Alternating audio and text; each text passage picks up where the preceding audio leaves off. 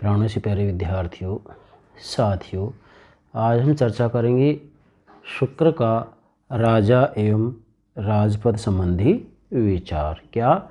शुक्र का राजा एवं राजपद संबंधी विचार। बेटा ध्यान दें,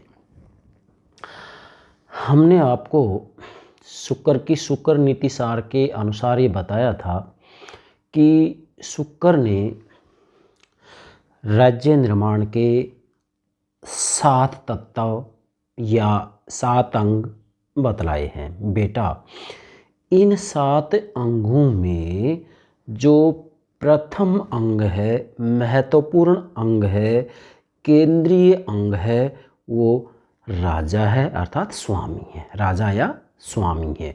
तो निश्चित रूप में हम ये कह सकते हैं कि शुक्र के शुक्र नीति सार के अंतर्गत जिस राज व्यवस्था का पॉलिटिकल सिस्टम का उल्लेख किया गया है, चर्चा की गई है, उस राज व्यवस्था में राजा को केंद्रीय स्थान दिया गया है। क्या? केंद्रीय स्थान दिया गया है, महत्वपूर्ण स्थान दिया गया है, प्रधान स्थान दिया गया है, प्रथम स्थान दिया गया है। तो आज हम उसी ही जो राज व्यवस्था में प्रथम स्थान, महत्वपूर्ण स्थान या जो है केंद्रीय महत्व दिया गया है, उसी की चर्चा करेंगे। किसकी? राजा की। बेटा, इसके अंतर्गत जैसे ही हमने ये कहा कि भाई शुक्र ने राज्य निर्माण के 7 तत्व या अंग बतलाए हैं, तो यहाँ पूछ सकते हैं कि सर वो 7 तत्व या अंग कौन से हैं। वैसे इसके लिए हमने पिछले लेक्चर में बातें बता दी हैं, लेकिन फिर भी आपकी सुविधा के लिए आज मैं इन 7 अंग या तत्वों के नाम फिर से बता रहा हूँ। जैसे स्वामी है। क्या बेटा? स्वामी है। स्वामी मतलब राजा। इसके बाद में जो है अमात्य है, स्वामी, अमात्य, राष्ट्र, दुर्ग, कोष, सेना और मित्र। ये कितने हो गए? जो है 7 अंग या जो है 7 तत्व हो गए। मतलब शुक्र ने राज्य निर्माण के 7 तत्व बताए और 7 तत्वों में प्रथम स्थान किसको दिया है? राजा को, अर्थात स्वामी को दिया है। तो आज हम मतलब जो है सप्तांग राज्य की जो अवधारणा मनु ने भी दी है, कौटिल्य ने भी दी है, शुक्र ने भी दी है, तो उसमें जो पहला अंग है राजा, उस राजा के बारे में व्यापक रूप में चर्चा करेंगे। बेटा, यह बात तो मैंने आपको पिछले लेक्चर में बता ही दी है कि भाई राजा और राज्य की उत्पत्ति के संदर्भ में शुक्र ने अपनी रचना शुक्र नीति सार के अंतर्गत मनु की तरह ही, मनु की मनुस्मृति की तरह ही राजा या राज्य की उत्पत्ति के दैवीय सिद्धांत को स्वीकार किया है। शुक्र भी मनु की तरह कह रहे हैं कि जब विश्व का कोई स्वामी नहीं था, तब विश्व में सर्वत्र अराजकता फैली हुई थी, अव्यवस्था फैली हुई थी, भगदड़ मची हुई थी। ऐसी स्थिति में जनता भयभीत होकर के ईश्वर से ब्रह्मा से विधाता से प्रार्थना करती है, प्रभु हमारी रक्षा करें, प्रभु हमारी रक्षा करें। उसके बाद में जनता की पुकार सुन करके विधाता ने, ईश्वर ने, प्रभु ने जो है राजा का, राजपद का, राज्य का सृजन किया। हालांकि ये सत्य है कि शुक्र ने राज्य की उत्पत्ति के बारे में, राजा की उत्पत्ति के बारे में दैवीय सिद्धांत की बात की है कि भाई राजा का सृजन ईश्वर ने किया है, लेकिन इसके साथ में शुक्र ने मनु की तरह इस बात को स्वीकार नहीं किया कि राजा को इन्होंने दैवीय अधिकार दिया हो। नहीं, शुक्र ने राजा को दैवीय अधिकार नहीं दिया है, जबकि मनु ने राजा को दैवीय अधिकार दिया है। ये बात आपको ध्यान में रखनी है। इसके बाद में हम जो है शुक्र के राजा संबंधी विचारों को कुछ बिंदुओं के माध्यम समझाएंगे, जिसमें विशेषकर हम 6 बिंदु लेंगे और 7वें बिंदु में ये बताया जाएगा कि क्या राजा के ऊपर कोई नियंत्रण की व्यवस्था की है शुक्र ने, तो इसकी चर्चा भी की जाएगी। और राजा के बारे में जब हम चर्चा करेंगे तो जैसे हम पहला बिंदु ये बनाएंगे, राजा से संबंधित जो महत्वपूर्ण अवधारणाएं हैं वो क्या क्या हैं, राजा के अंतर्गत क्या गुण होंगे, हैं, इसी के साथ में राजा के क्या कर्तव्य होंगे। यस, इसके बाद में जो है राजा का उत्तराधिकार की चर्चा करेंगे, हैं, राजा के प्रकार की चर्चा करेंगे। जैसे शुक्र नीति सार में राजा के 3 प्रकार बताए गए हैं, सात्विक राजा, राजस और तामस। राजस और तामस। भाई हमारे भारत में चाहे हम जड़ और चेतन की बात करें तो श्रीमद् भागवत गीता के अंतर्गत श्री कृष्ण भगवान ने जो है तीन ही, चाहे जड़ हो या चेतन हो, उनके तीन ही तत्व या तीन ही जो है उसकी प्रकृतियाँ बतलाई हैं। जैसे सतोगुण, रजोगुण और तमोगुण, मतलब सतोगुण, रजोगुण और तमोगुण। तो अब भले ही वो राजा हो, है ना, न्याय हो, दान हो, शिक्षा हो, है, कुछ भी हो, वो सब जो है तीन ही प्रकार के बताए गए हैं किसमें, श्रीमद् भागवत गीता में। तो शुक्र ने भी यहाँ उसी आधार पर जो है राजाओं के तीन प्रकार बताए हैं। अब हम जो शुक्र नीतिसार है, इस शुक्र नीतिसार के अनुसार शुक्र ने राजा के बारे में अपने क्या विचार दिए हैं, इनको हम क्रमबद्ध रूप में समझाने का प्रयास करेंगे। और मुझे विश्वास है मेरे प्राणों से प्यारे विद्यार्थियों, आप एक एक बात को बेहतर तरीके से समझेंगे। हमारा यहाँ जो लक्ष्य है वो लक्ष्य राजनीति विज्ञान को समझाना है, ये आपको ध्यान में रखना है। इसलिए क्योंकि जिससे कि मेरे विद्यार्थियों को इधर उधर भटकना ना पड़े, इसलिए मैं विशेष प्रयास करता हूँ कि प्रतिदिन एक लेक्चर भी अपलोड करता हूँ, और उसको मैं जितना हो सकता है भरसक कोशिश करता हूँ कि बिंदुओं के माध्यम से मैं सभी जो भले कोई सिद्धांत हो या कोई विचारक हो, सभी को बिंदुओं के माध्यम से समझाने का प्रयास करता हूँ। चलिए बेटा, अब हम एक एक बात को लेते हैं। तो नोट करेंगे, आज का लेक्चर होगा शुक्र के राजा एवं राजपद संबंधी विचार। नोट करें, शुक्र के राजा एवं राजपद संबंधी विचार। अब यहाँ हमने सबसे पहले जो इसकी पृष्ठभूमि तैयार की है, बहुत बेहतर तरीके से तैयार किया। आप केवल इतना भी समझ जाते हैं तो ये समझो कि ये पूरा टॉपिक समझ में आ गया। देखिएगा, इसमें हमने नोट किया है शुक्र नीति सार की राजव्यवस्था में राजपद का केंद्रीय महत्व है। ज़रा देखिएगा, शुक्र नीति सार मतलब शुक्र की रचना, शुक्र नीति सार की जो राज व्यवस्था है, पॉलिटिकल सिस्टम है। हालांकि मनु ने, कौटिल्य ने, शुक्र ने राज व्यवस्था शब्द का प्रयोग नहीं किया था बेटा, उन्होंने राजा और राज्य का प्रयोग किया था। राज व्यवस्था शब्द का प्रयोग तो आधुनिक समय में किया जा रहा है, ये भी आपको ध्यान में रखना है, ठीक है। तो राज व्यवस्था में राजपद का केंद्रीय महत्व है, मतलब राज्य के अंतर्गत, राज व्यवस्था के अंतर्गत जो है, जो राजा होता है उसको केंद्रीय महत्व दिया है, प्रथम स्थान दिया है। वैसे आप देख सकते हैं शुक्र ने जो है राज्य निर्माण के 7 तत्व या अंग बताए हैं, तो उसमें पहला अंग किसको बताया बेटा, राजा को ही तो बताया है। अब उसको राजा भी कहा है, स्वामी भी कहा है ना। उसके बाद में जो है अमात्य की बात की है, मतलब मंत्री की बात की है ना। तो इस प्रकार से जो है प्रथम स्थान इसको है, और राजपद की उपयोगिता के आधार पर उसे पर्याप्त गौरव प्रदान किया गया है। और शुक्र ने राजा का प्रमुख जो कर्तव्य बताया है वो प्रजा रंजन बताया। बेटा यहाँ मैं एक बात और जोड़ सकता हूँ कि शुक्र ने राजा का जो प्रमुख कर्तव्य बताया है प्रजा रंजन, मतलब जन कल्याण बताया है।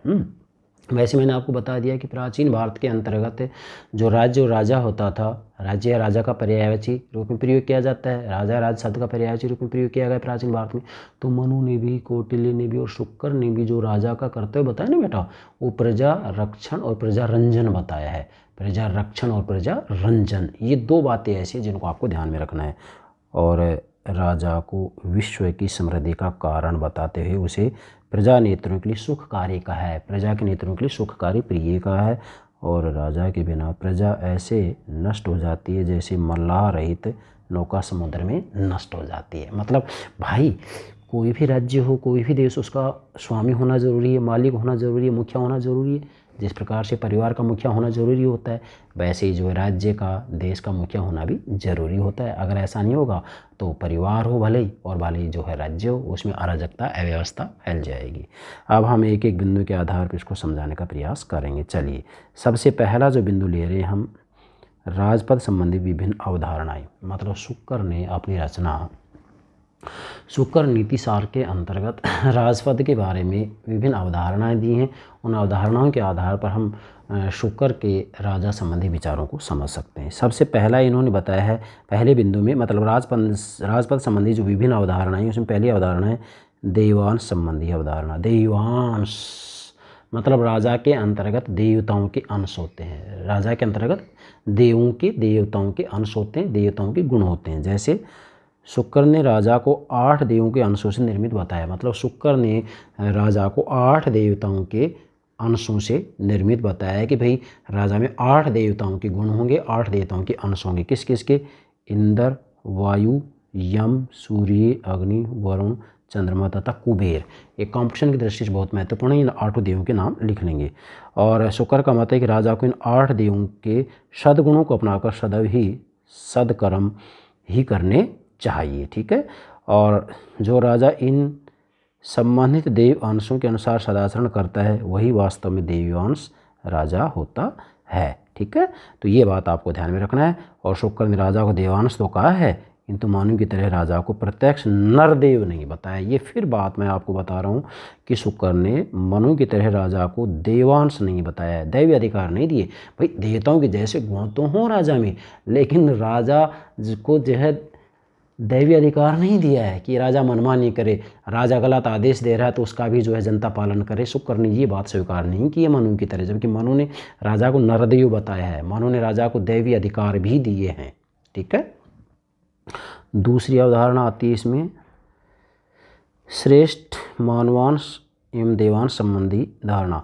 मतलब राजा के अंतर्गत श्रेष्ठ मानव के अंश भी होंगे और देव के अंश, देवताओं के अंश भी होंगे। शुक्र ने राजपद को 5 श्रेष्ठ मानवांशों एवं 2 श्रेष्ठ देवांशों के गुणों से युक्त भी बताया है।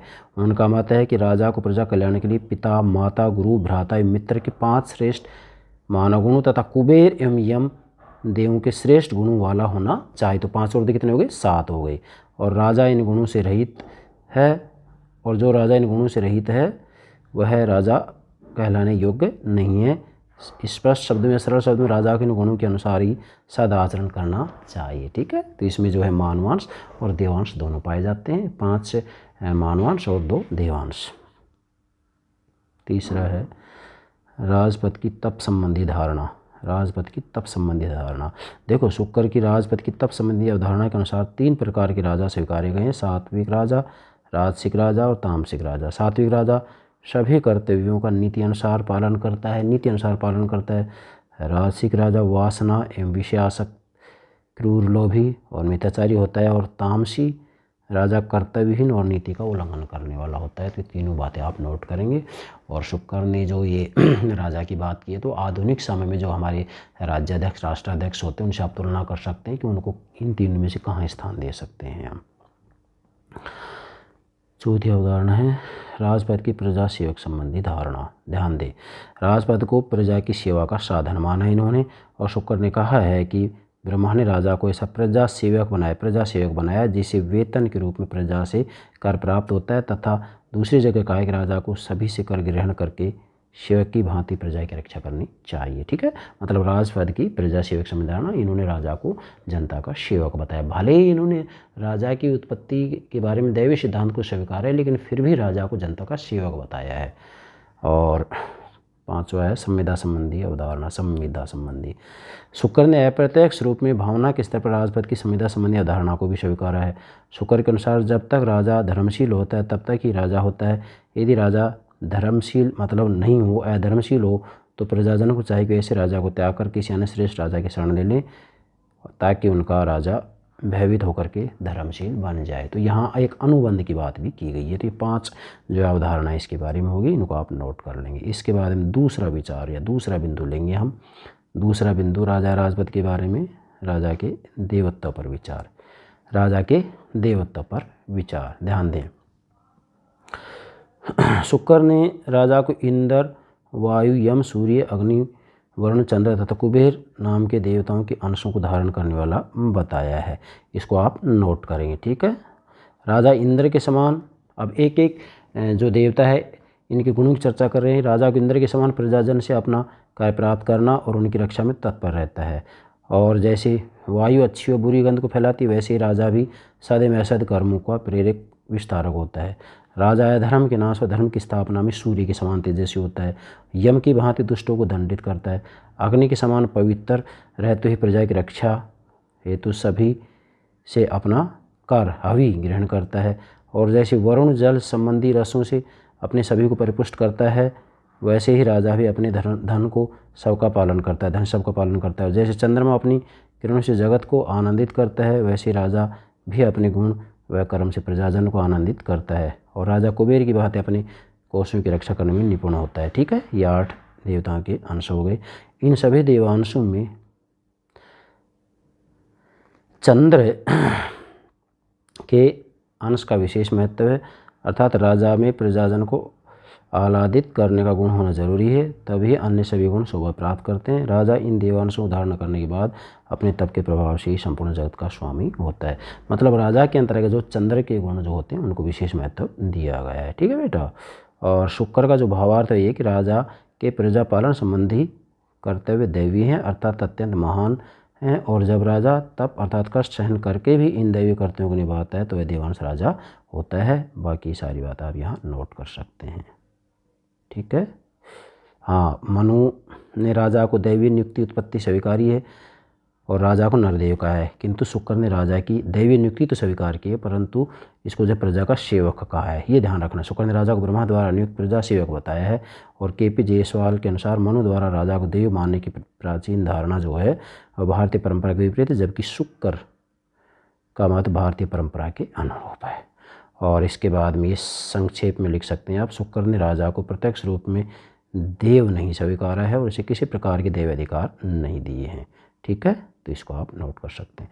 इसके बाद हम तीसरी बात करते हैं हम राजाओं के प्रकार। नोट करें राजाओं के प्रकार। मैंने आपको पहले बता दिया था कि जो है शुक्र ने राजाओं के विशेषकर 3 प्रकार बताए हैं, है ना, सात्विक, राजस और तामस। चलो नोट करो।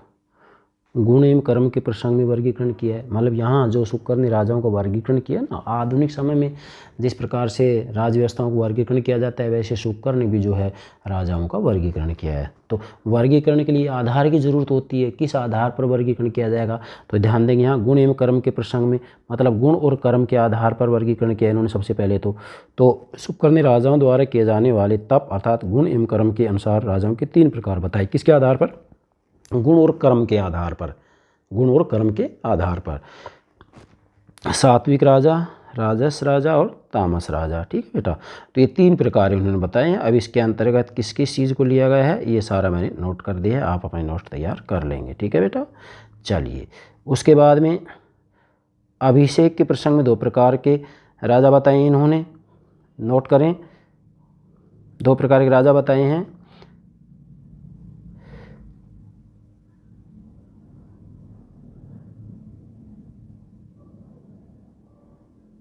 नोट कर लेंगे इसको। ठीक है।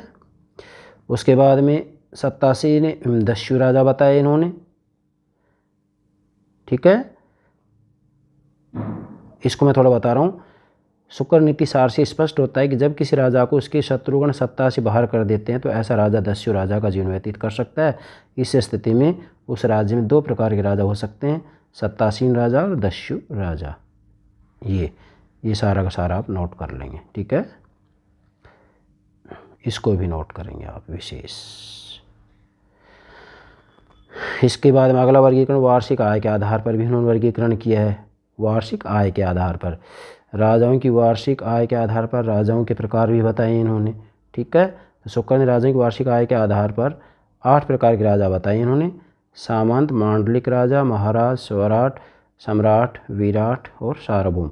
ये 8 के नाम आपको याद रखने हैं। मतलब ये जो वार्षिक आय ना, वार्षिक आय के आधार पर इन्होंने 8 प्रकार के राजा बताए हैं। सामंत, मांडलिक राजा, महाराजा, 5वां स्वराट, 6वां सम्राट, 7वां विराट और 8वां सार्वभौम। ठीक है, और इन सभी राजाओं का जो उल्लेख है इसी ही के अंतर्गत हमने पीछे आपको बता दिया है। इसके बाद में चौथा बिंदु लेंगे राजा के गुण और दुर्गुण। राजा में क्या गुण होते हैं, क्या दुर्गुण होते हैं। ठीक है, तो राजा के अति महान कर्तव्य दायित्व होते हैं जिनकी पूर्ति के लिए कोई राजा जो है तभी कर ले सकता है जब अत्यंत श्रेष्ठ गुणों से संपन्न हो।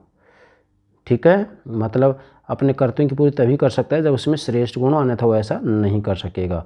और शुक्र में सर्वप्रथम राजा को अपनी ऊपर ही विजय प्राप्त करनी चाहिए, मतलब स्वयं को संयम में रहना चाहिए। इसके बाद में शब्द, स्पर्श, रस, रूप, गंध, इनमें प्रत्येक विषय अपने संबंधित इंद्रियों को मोहित करने वाले हैं। तो ये 5 मिल जाएं तो विनाश निश्चित होता है। तो इनके ऊपर जो है उसको नियंत्रण रखना चाहिए। ये राजा के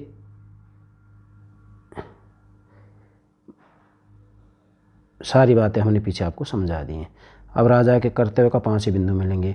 शुक्र ने राजा के पालन योग्य 8 कर्तव्य बताए हैं। दुष्टों का अंत, दान देना, प्रजा पालन, राजसूय आदि यज्ञ करना, न्यायपूर्वक कोष का अर्जन संग्रह, अन्य राजाओं को कर धन देना, शत्रुओं का मर्दन करना और भूमि से अर्जन करना, ये 8 बताए हैं। ठीक है, इसके बाद में छठा बिंदु लेंगे हम उत्तराधिकार का सिद्धांत। उत्तराधिकार का सिद्धांत कि राजा की मृत्यु के बाद में जो है कौन राजा बनेगा, या कोई राजा दुष्ट आचरण करता है तो उसके बाद में क्या व्यवस्था की जाए, तो इसकी भी इन्होंने चर्चा की है। ध्यान दें, शुक्र ने भी प्राचीन भारतीय परंपरा का अनुसरण करते उत्तराधिकार के बारे में पैतृक सिद्धांत, ज्येष्ठता सिद्धांत, शारीरिक परिपूर्णता सिद्धांत और योग्यता सिद्धांत को स्वीकारा है। इसमें इन सब का हमने उल्लेख कर दिया, चारों सिद्धांतों को स्वीकार किया है इन्होंने। ठीक है बेटा, तो इसको आप नोट कर सकते हैं। ये सारे के सारे हमने नोट कर दिए, इसमें ज़्यादा समझाने की कोई आवश्यकता नहीं है। ठीक है, ये अब चूँकि शुक्र ने राजा का सृजन ईश्वर के द्वारा बतलाया है, तो इससे ये स्पष्ट हो जाता है कि भी राजा निरंकुश भी हो सकता है। इसलिए हमने अगला जो बिंदु बनाया है छठा, निरंकुश राजा का नियंत्रण या शासक का नियंत्रण, मतलब नियंत्रण के बारे में शुक्र ने क्या कहा है कि राजा के ऊपर नियंत्रण कैसे रखा जाए। तो ध्यान दें, यहाँ शुक्र ने राजा को दैवीय दायित्व में कर्तव्य स्वीकार्य हैं, लेकिन उसके दैवीय अधिकारों का उल्लेख नहीं किया। मतलब राजा को दैवीय अधिकार नहीं दिए, जबकि मनु ने दैवीय अधिकार दिए हैं। ये ध्यान रखना है आपको अंतर। और शुक्र राजा के किसी भी रूप में स्वेच्छाचारिता निरंकुशता के विरोधी हैं, और इस बारे में उन्होंने बहुत स्पष्ट यथार्थ विचार किए हैं। और राजाओं की निरंकुश, स्वेच्छाचारी और आताय प्रवृत्ति को रोकने के लिए इन्होंने 3 उपाय बताए: नैतिक, वैधानिक और विधानेतर। ध्यान दें, नैतिक, वैधानिक और विधानेतर। नैतिक, वैधानिक कानूनी और विधानेतर कानून से बाहर। तो सबसे पहले हम लेंगे नैतिक उपाय। शुक्र नीतिसार के द्वारा जो नैतिक उपाय किए गए हैं उनके अंतर्गत जो है शिक्षा नीति व दर्शन के उपदेश, राजा के सहायकों परामर्शों के द्वारा प्रस्तुत दृष्टांत, पारलौकिक सुख एवं दुख की व्यवस्था, राजा के विभिन्न कर्तव्य, दिनचर्या आदि इसके अंतर्गत आ जाते हैं। ठीक है, अब राजा की दिनचर्या जो है इसके ऊपर मैं अलग से लेक्चर अपलोड करूंगा। मनु का तो हमने अपन कर दिया अपलोड, तो आप इसको समझ सकते हैं। दूसरा वैधानिक उपाय। वैधानिक, ये जो है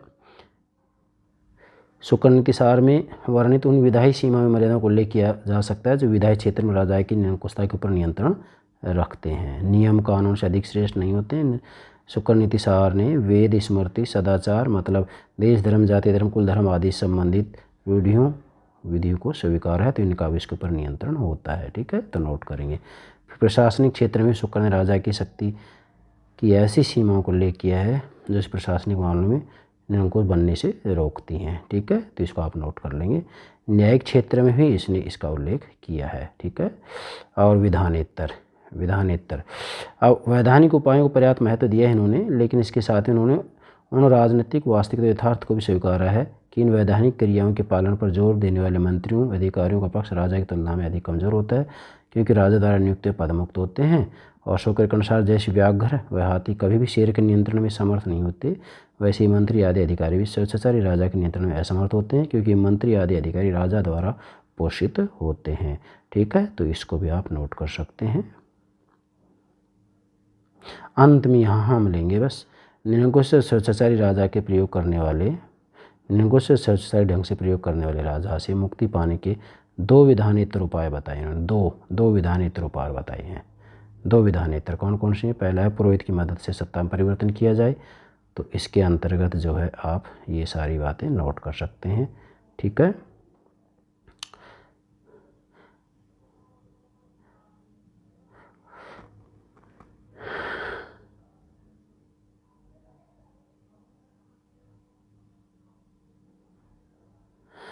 धर्मशील शत्रु राजा की मदद सत्ता में सुधार।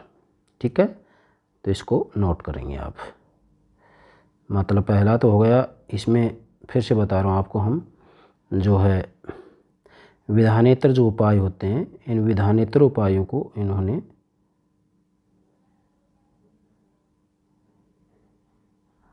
दो प्रकार के बताए हैं। पुरोहित की मदद सत्ता में परिवर्तन किया जाएगा, और इसके बाद में दूसरा जो है, दूसरा है ये दूसरा होगा धर्मशील शत्रु राजा की मदद से सत्ता में परिवर्तन किया जा सकता है। तो इसको भी आप नोट कर लेंगे, ये सबसे महत्वपूर्ण होगा। इसको सारे को आप नोट करेंगे, ये अति उत्तम है। इससे बाहर कहीं कोई क्वेश्चन नहीं बनेगा। ठीक है बेटा। और इसके बाद इन सारे विचारों का हम निष्कर्ष निकालेंगे। निष्कर्ष, इस विवरण से स्पष्ट है कि शुक्र ने अधर्मशील, स्वेच्छाचारी तथा राष्ट्र का विनाश करने वाले राजा के विरोध को उचित माना और उसके नियंत्रण के लिए विभिन्न नैतिक उपायों, वैधानिक उपायों के साथ ही विधानेतर उपायों को भी स्वीकार है। ठीक है। और इसके बाद में सारी बातें नोट कर लेंगे और यहाँ अंत में लेंगे। प्रोफेसर अल्तेकर कह रहे हैं कि राजा की निरंकुशता पर सबसे बड़ी और व्यवहारिक रोक प्राचीन भारत में प्रचलित प्रादेशिक विकेंद्रीकरण की थी, जिसके कारण किसी निरंकुश अत्याचारी राजा का शासन प्राय राजधानी से परे नहीं चल पाता था। वास्तव में उनका मत शुक्र नीतिशाली की राज व्यवस्था पर भी लागू होता है। तो इसको आप नोट कर लेंगे। ठीक है। अब इसमें कितने उदाहरण दिए हैं, जैसे महाभारत ने दुष्ट राजा को साक्षात कलयुग माना है और कलयुग मानते हुए उसको मारना उचित माना है, वध उचित माना है। और शांति परवन ऋषियों द्वारा अत्याचारी राजा वेण की वध का भी उदाहरण दिया है। और शुक्र ने दुष्ट व स्वेच्छाचारी राजा के नियंत्रण और उसके पद मुक्ति की व्यवस्था को स्वीकारा है और उसके वध का समर्थन नहीं किया है। बस ये ध्यान रखना है। मतलब शुक्र ने उसकी वध का समर्थन नहीं किया है, जबकि महाभारत के अंतर्गत इसका उल्लेख किया गया है कि भाई जो दुष्ट राजा होता है उसका वध किया जा सकता है। तो ये जो हो गया आपके जो है शुक्र के राजा या राजपद संबंधी विचार, राजा या राजपद संबंधी विचार। तो हमें पूरा विश्वास है आप जो है इसके राजा संबंधी विचारों को अच्छे से समझ गए होंगे। अब इससे बाहर एग्जाम कोई क्वेश्चन नहीं आएगा। अंत में जो निष्कर्ष रूप में मैंने नोट किए हैं बेटा, इसको सारे को आप नोट कर लेंगे, सारे को। निष्कर्ष या सार रूप में या संक्षेप में, जैसा आप लिखना चाहें यहाँ लिख लेंगे। इसको ऐसे लिख लेंगे आप, संक्षेप में, सार रूप में, निष्कर्ष रूप में। क्योंकि ये निष्कर्ष या सार आप अच्छे समझ जाते हैं तो उसके बाद में शुक्र के राजा संबंधी विचारों को समझने में आपको कतई दिक्कत नहीं आएगी। ये मैंने अच्छे से तैयार कर दिए है, आप इसको सारे को नोट कर लेंगे। ये अपने नोट्स तैयार कर लें। उसके बाद यूपीएससी जिसमें भी आपसे प्रश्न पूछा जाए, भले ही फर्स्ट ईयर का स्टूडेंट हो या एमए का स्टूडेंट हो, फर्स्ट ईयर में भी चलता है पेपर, एमए में भी चलता है पेपर, प्राचीन भारतीय राजनीतिक चिंतन, जिसमें विशेषकर मनु कौटिल्य, शुक्र पूछे जाते हैं। तो इनको आप तैयार कर लेंगे। मुझे विश्वास है आप शुक्र के राजा और राजपद संबंधी विचारों को बेहतर तरीके से समझ गए होंगे। यस बेटा, okay, thank you very much, thank you very much.